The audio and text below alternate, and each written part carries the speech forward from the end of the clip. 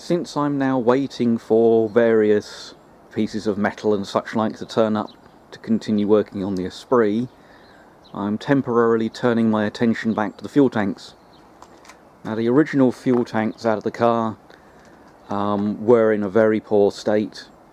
They'd been lined, and the lining was breaking down and clogging up the fuel system.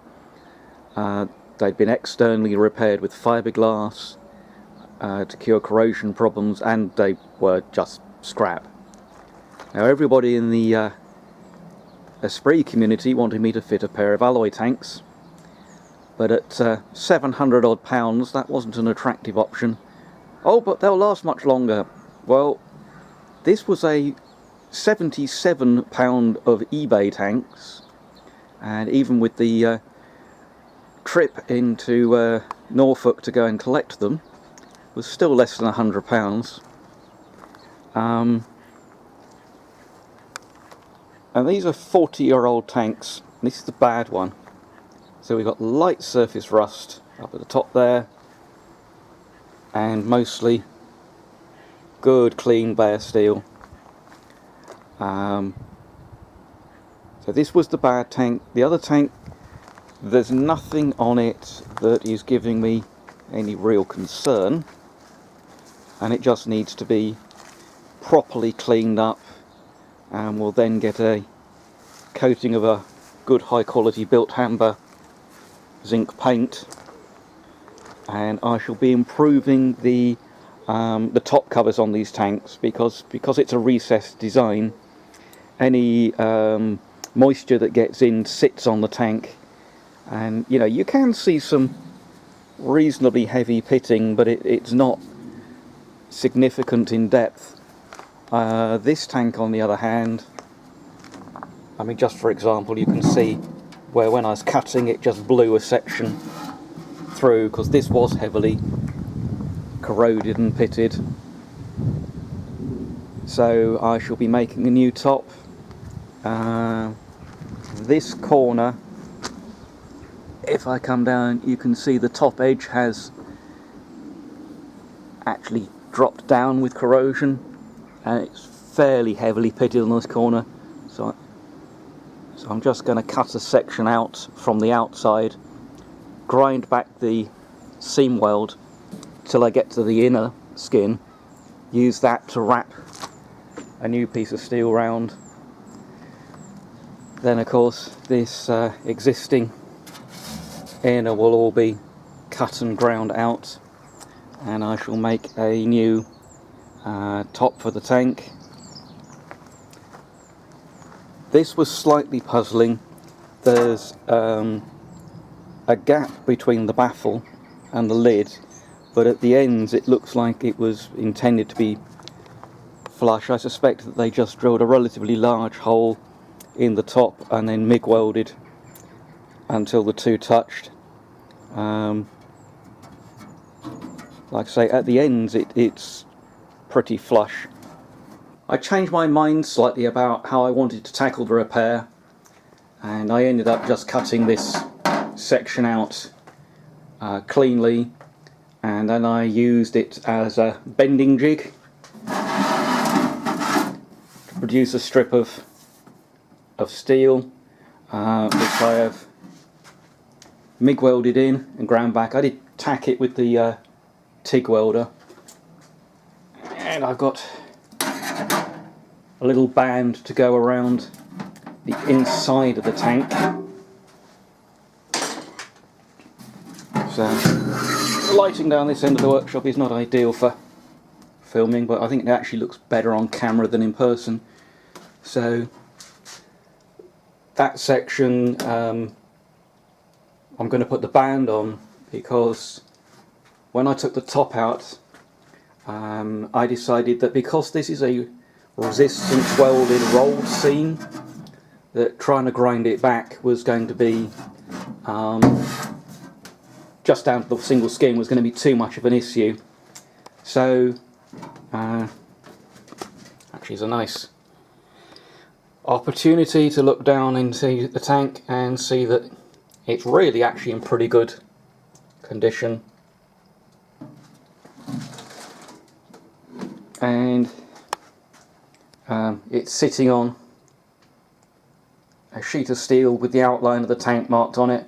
I've got to add a margin to this to bend and upstand, and that will get welded together. But the tank's really quite easy to pick up in this form, so I decided it would be a good idea to check how it fits in the car, because this is an S3 or a Type 85, not a turbo, which is a Type 82, and the tanks are different. They've got that extended well on the bottom and the large bore transfer pipe between the two tanks, which my car had a much smaller size transfer pipe.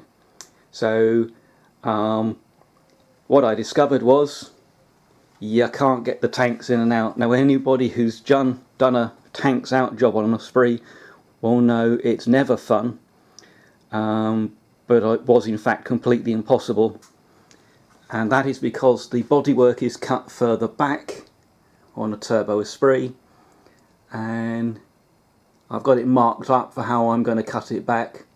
So I've transferred the angle of the existing cut and moved it back, and I'm about to enter the realms of itchy fiberglass cutting, and hopefully that's far enough back that the tanks will now squeeze in and out without, well, it'll be possible to get the tanks in and out, which it certainly wasn't before. So as you can see from the fact that there's a tank in place, the body surgery was successful, and I got that just about perfect, I think. Didn't need to cut any more, could barely have got away with cutting any less. And providing you remove the body brace, which you can see sitting on top of the tank, which goes from those two holes on the rear inner wing up to the two holes up here, one of which supports the gas strut for the rear hatch, then the tank at the perfect angle does just drop straight in, particularly when you've actually got somewhere to stand whilst doing it. I'd hate to be doing it with engine in situ. When I was originally removing the tanks, because I knew they had problems, it was impossible with the engine in place, certainly with the V6. It was just that little bit too tall. So that tank goes in and out really easily. The other tank takes a little bit more of a squeeze.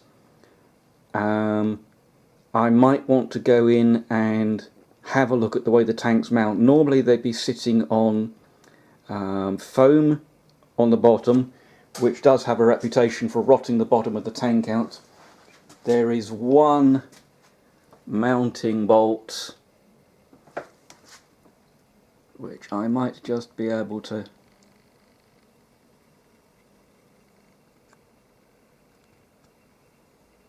yes, that little bracket there, there's a mounting bolt that goes through, and yeah, there's the hole, and that then takes an earthing strap to the frame. That's the only hard attachment point, as it were, and then it sits on foam pad and is sort of clamped in place by a piece of plywood above. And I might just have a look at doing like a 3-point rigid mount, or put some foam in between to give it a bit of resilience. So this is where I've got to so far in the tank repair. I've basically got most of a new top made.